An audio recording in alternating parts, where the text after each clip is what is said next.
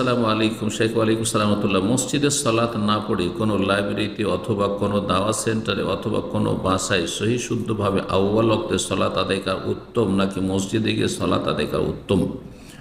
মসজিদে গিয়ে সালাত আদায় করতে হবে।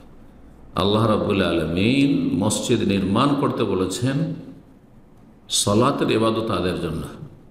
মুখ্য উদ্দেশ্য মসজিদের হচ্ছে সেখানে বা জমাত সহকারে সালাত আদায় ওয়ারকাউ মার রাখিন ফি বুয়ুতিন আযিনা আল্লাহু আন তুরফা ওয়া ইউযকারা ফি হাসমুহু ইউসাব্বিহু লাহু ফিহা বিল গুদুবি ওয়াল আসাল রিজালুন লা তুলহিহিম তিজারাতুন ওয়ালা বাইউন আন যিকরিল্লাহ ওয়া ইকামিস সালাহ। এই যে সূরা নূরের আয়াতগুলি রয়েছে তাতে আল্লাহ রাব্বুল আলামিন মসজিদ উন্নীত করতে বলেছেন, মসজিদকে পরিষ্কার পরিচ্ছন্ন রাখতে বলেছেন, আনতুরফা সব দিক থেকে উন্নীত করতে হবে।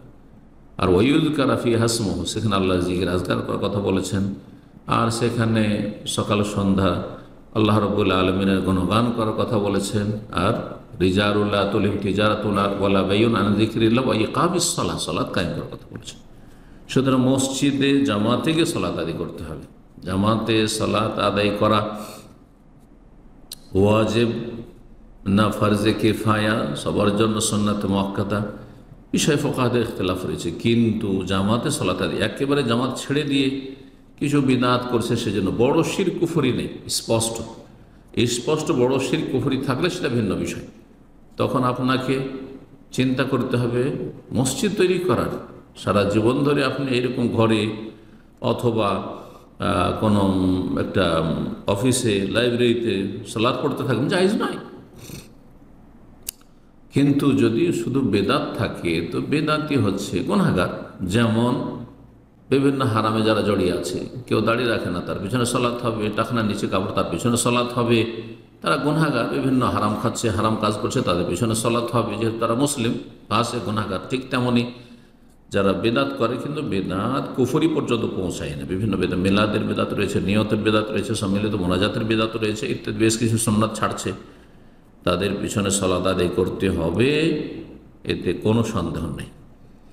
সবসময় এইভাবে আপনারা নামাজ পড়বেন মসজিদ বাদ দিয়ে দাওয়া সেন্টারে অথবা লাইব্রেরিতে অথবা কোনো বাসায়, এটি মোটেই জায়েজ নয়। আউয়াল ওয়াক্তে সালাত আদায় করা ওয়াজিব না, এটি মুস্তাহাব কাজ।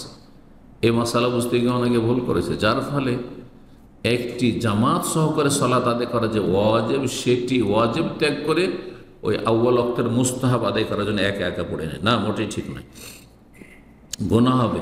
এইভাবে যদি সালাতের পর সালাত জামাত ছাড়তে থাকে। আল্লাহ হিদায়াত দান করুন। কিছু ভাইরা বলে মসজিদে বিদআত হয়, এই জন্য আমরা আলাদাভাবে বাসায় বা প্রতিষ্ঠানে সালাত আদায় করব। কোনটা ঠিক সঠিক? বেদাত হয় যেমনটা বললাম, এমনি বেদাত হলে তাদের পিছনে নামাজ পড়বে কেন? বিভিন্ন আজকাল অধিকাংশ মসজিদের ইমাম বিভিন্ন হারামে জড়িয়ে আছে, বিভিন্ন নাজায়েজ কাজে জড়িয়ে আছে, তারা কি তাদের পিছনে নামাজ পড়বেন না? অবশ্যই নামাজ পড়বেন।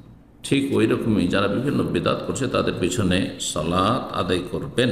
এটি হচ্ছে শরীয়তের বিধান। জি, উম্মতে মুসলিমায় ফাটল ধরানো জায়েজ নয়।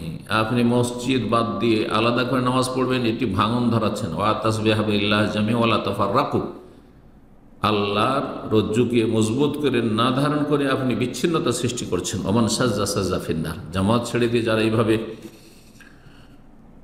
আলাদা নামাজ পড়বে ঘরে ঘরে, হ্যাঁ, মসজিদ বাদ দিয়ে, তারা জাহান্নামের সম্মুখীন হতে পারে। আল্লাহ হিদায়াত দান করুন, বুঝার তৌফিক দান করুন।